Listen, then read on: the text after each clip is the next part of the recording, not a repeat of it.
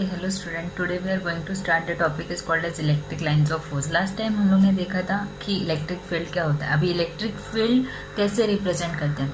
अगर simple language में बोलूँ कि अगर इलेक्ट्रिक फील्ड ये चार्ज है तो ये चार्ज के सराउंडिंग में ये इसका फील्ड है, लेकिन इसको रिप्रेजेंट कैसे किया है. इसको रिप्रेजेंट किया है ये लाइन से. So what this is called as? It is a representation of the electric field. This line is called as representation. कैसे रिप्रेजेंट किया? लाइन से किया. तो ये फील्ड को जैसे रिप्रेजेंट किया है उसको क्या बोलेंगे? Electric lines of force. अभी ये इलेक्ट्रिक लाइन्स ऑफ फोर्स है. यहाँ पे हम लोग क्या इसको काउंट कर सकते हैं? इसको काउंट नहीं कर सकते. तो माइकल फैराडे से पूछा गया कि आप कैसे बता सकते हो कि इस पर कितने लाइन्स ऑफ फोर्स है, how many lines of force है. सो ये चार्ज है, चार्ज के सराउंडिंग में तो इनफाइनाइट लाइन्स ऑफ फोर्स होते हैं. तो यहाँ पे आके रिसर्च रुक गया. It will stop. आगे फॉर्मूला नहीं मिल रहा था तो आगे रिसर्च कैसे जा सकता है. देन उन्होंने एक कंसेप्ट निकाला. That concept is called as tube of force. अभी क्या किया, ये लाइन्स ऑफ फोर्स थे, इसको एक ट्यूब ऑफ फोर्स में कंसिडर किया. तो जो ट्यूब ऑफ फोर्स है ये किससे बने? इसके अंदर क्या है? इसके अंदर लाइन्स ऑफ फोर्स ही है, बराबर है. But now we can count it कि 1 2 3 4 5 6 ऐसे काउंट कर सकते हैं. मतलब एक इनफाइनाइट चीज़ को हम लोग ने क्या कर दिया? फाइनाइट कर दिया. तो जैसे हम लोग ने इसको फाइनाइट किया तो हम लोग को एक फॉर्मूला मिला. या फॉर्मूला हम लोग डिटरमाइन कर सके. सो यहाँ से हम लोग बोलते हैं ना कि लाइफ बहुत ईजी हो गई कि इनफाइनाइट चीज़ को फॉर्मूला से फाइनाइट करके हम लोग ने ईजी करके एक फॉर्मूला रिप्रेजेंट किया. सो व्हाट दिस इंडिकेट्स कि ये जो चार्जेस है इसमें जितने भी लाइन्स ऑफ फोर्स निकल रहे emerges normally from the charges, इसको हम लोग ने एक फॉर्मूला दिया. That is nothing but Q upon epsilon not K. अभी सपोज मैंने बोला, ये हम लोग डिस्कस करेंगे ये एप्सिलॉन नॉट K क्या है, लेकिन अभी फिलहाल के लिए सपोज मैंने बोला कि यहाँ पे एक चार्ज है तो कितना परपेंडिकुलर चार्ज निकल रहा है? एक charge in that particular medium, right, +1. अगर मैंने बोला 100 है तो 100 divided by epsilon not K. अगर 3 चार्जेस है तो 3 चार्जेस नॉर्मली इमर्ज कर रहे हैं. नॉर्मली मतलब परपेंडिकुलर. ये देखो परपेंडिकुलर है, हर जगह पे परपेंडिकुलर है, सरफेस से परपेंडिकुलर बाहर निकल रहे हैं. सो that is given by the formula. तो फॉर्मूला से ये दो चीज़ें क्लियर हुई. तो एक लास्ट टाइम हम लोगों ने देखा था कि electric lines of force, electric field को हम लोग ने कैसे, हम लोग डे टू डे लाइफ में कैसे एक्सपीरियंस करते हैं. आज के लेक्चर में हम लोग देख रहे हैं कि इसका एक फॉर्मूला मिला है हम लोग को. ये फॉर्मूला में 2 टर्म आए, एक इप्सिलॉन नॉट और एक K. इस बारे में now we will discuss that. अभी मैंने सिर्फ इतना डिस्कस किया है कि अगर चार्जेस का जो लाइन्स ऑफ फोर्स है ये परपेंडिकुलर निकल रहे तो कितने निकल रहे. So that is given by this formula. अगर 100 चार्जेस है तो 100 divided by epsilon naught K. 5 है तो 5 divided by epsilon naught K. Now next topic हम लोग डिस्कस करते हैं. That next topic is called as what is epsilon naught. अभी एप्सिलॉन नॉट का क्या मतलब है? Epsilon naught is nothing but the permittivity. अभी परमिटिविटी इट इज़ लाइक ये तीनों कंडीशन एक ही चीज़ में है. ऐसे मत समझो कि ये अलग है अलग है अलग, ऐसा नहीं है. Permittivity is in the air, in the free space और इन द वैक्यूम. ओके, ये टर्म को हम लोग पहले डिस्कस करते, इलेबरेट करते कि क्या है परमिटिविटी, जानने की कोशिश करते. परमिटिविटी इज नथिंग बट क्या, तोड़ो इसको, permission for your activity, permission in the activity, permission, primitive activity, बराबर, परमिशन ऑफ दैट एक्टिविटी. अभी इसके लिए ज़्यादा समझने के लिए और एक एग्जांपल देती हूँ. सपोज तुम लोग दौड़ रहे हो, you are running in the water और you are running in the land, land in the sense air. जैसे तुम लोग पानी में दौड़ रहे हो तो पानी तुम लोग को क्या करेगा? परमिशन देगा दौड़ने के लिए. क्या तुम लोग पानी में ज़्यादा दौड़ सकते हो? नहीं, पानी में हम लोग ज़्यादा दौड़ नहीं कर सकते एज कम्पेयर टू लैंड और you can say the air. आजू बाजू में सब एयर मॉलिक्यूल्स हैं.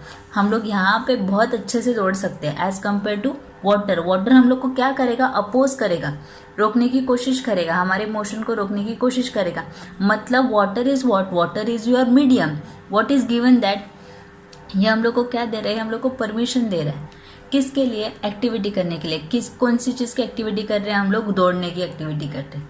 So medium is giving you the permission of that particular activity, that is called as permittivity. तो सेम चीज़ यहाँ पे हम लोग अभी इसमें देखते हैं. तो डे टू डे लाइफ का एग्जाम्पल हो गया.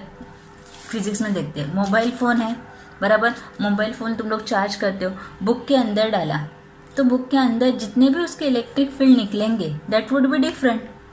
राइट। अगर वही मोबाइल फ़ोन तुम लोग ने ग्लास के कंटेनर में डाला है तो वहाँ से जो इलेक्ट्रिक लाइंस ऑफ फोर्स निकलेंगे, इलेक्ट्रिक फील्ड निकलेगा, वो क्या रहेगा, वो डिफरेंट रहेगा। मतलब हर एक जगह पे तुम लोग जाओगे वहाँ पे electric field depending on that medium, it will gives you the activity, it will gives you the permission of that कि कैसे काम करेगा। अगर मोबाइल फोन तुम लोग ने पानी में फेंका, is it working very well? No, it will not working very well, right. तो वहां से वो अच्छे से काम नहीं करेगा। मतलब क्या, पानी उसको उसके काम करने के लिए, एक्टिविटी करने के लिए इतना ज़्यादा परमिशन नहीं देगी। That is called as permittivity, right. अब ये परमिटिविटी हम लोग दो चीज़ों में देखने वाले हैं।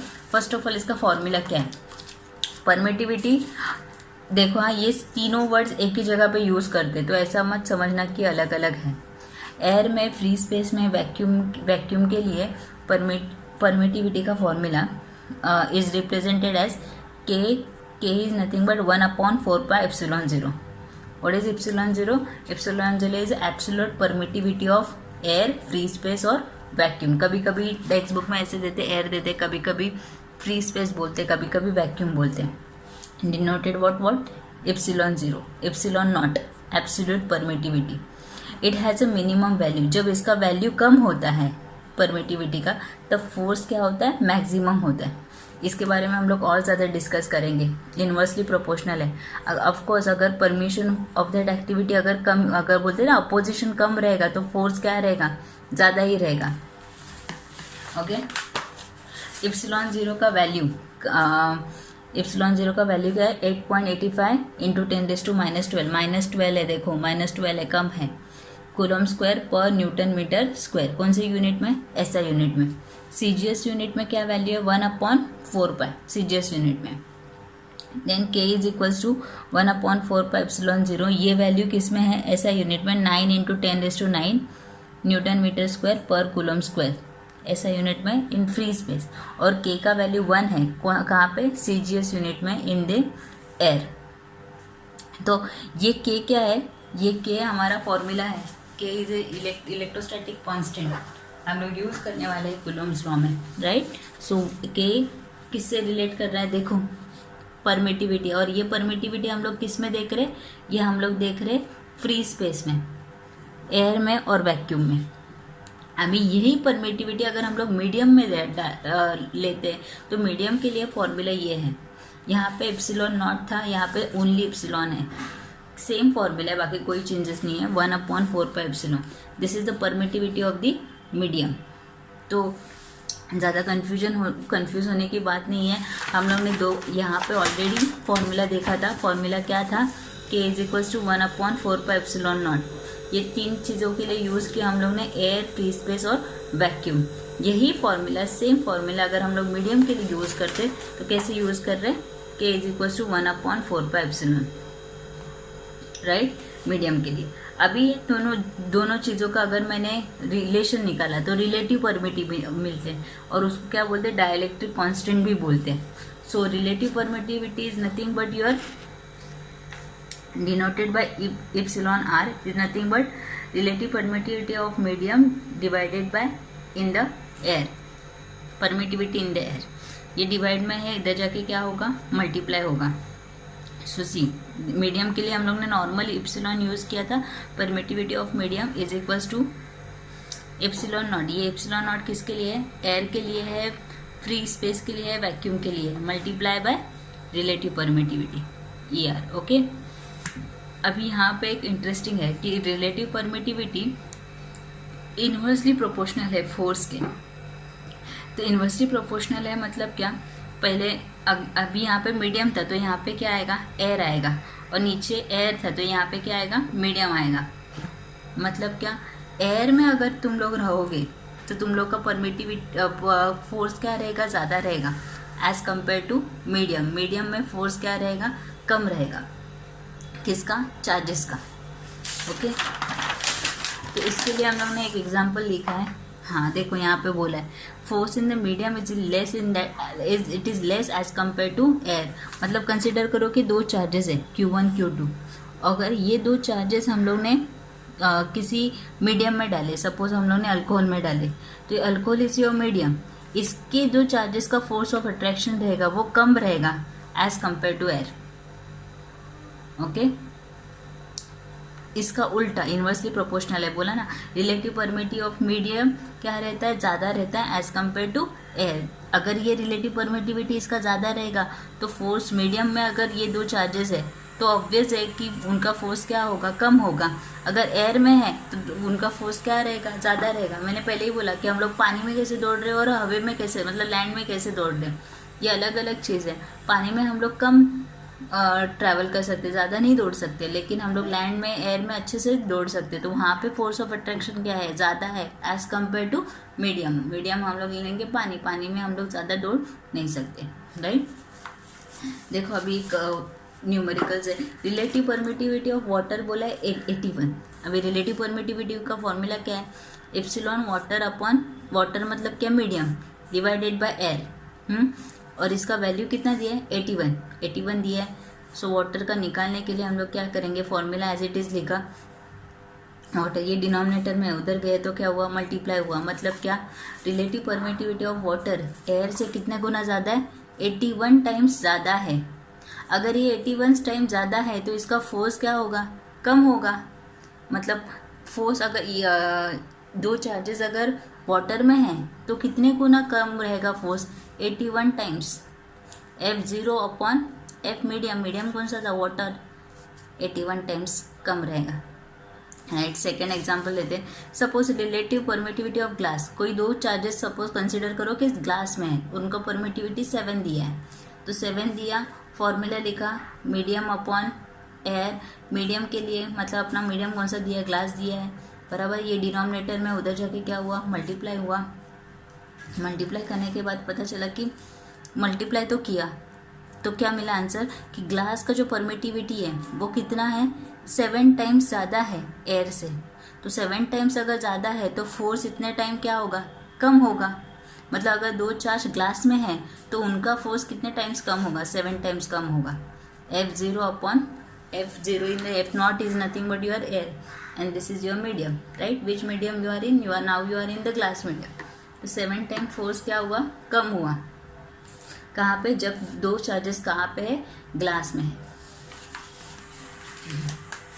अभी यहाँ पे एक क्वेश्चन पूछा गया कि when air is placed bye dielectric constant K, the maximum force of attraction between the two charges separated by a distance when air is replaced by कौन सा मीडियम, डाइलेक्ट्रिक कांस्टेंट।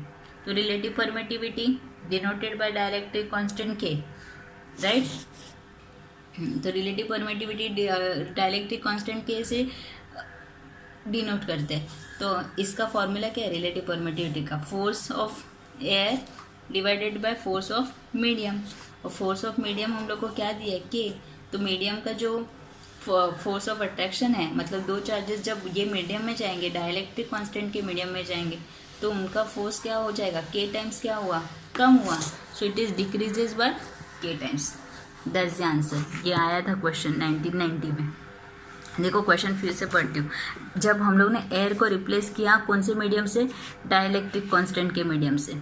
अभी हम लोग ने जब रिप्लेस किया तो ये डाइलेक्ट्रिक कांस्टेंट इफेक्ट करेगा दो चार्जेस को, राइट। तो दो चार्जेस को कितने गुना कम करेगा, ये के टाइम्स कम करेगा। यही तो फॉर्मूला है, कितने गुना फोर्स कम करेगा, के टाइम्स। यहाँ पे भी तो यही था ना कि रिलेटिव परमिटिविटी अगर 7 है ग्लास का तो फोर्स कितने गुना कम होगा, ग्लास का 7 टाइम्स कम होगा। यहाँ पे भी सेम यही था कि अगर रिलेटिव परमिटिविटी ऑफ वाटर का 81 है तो फोर्स कितने गुना कम हुआ, 81 टाइम्स कम हुआ।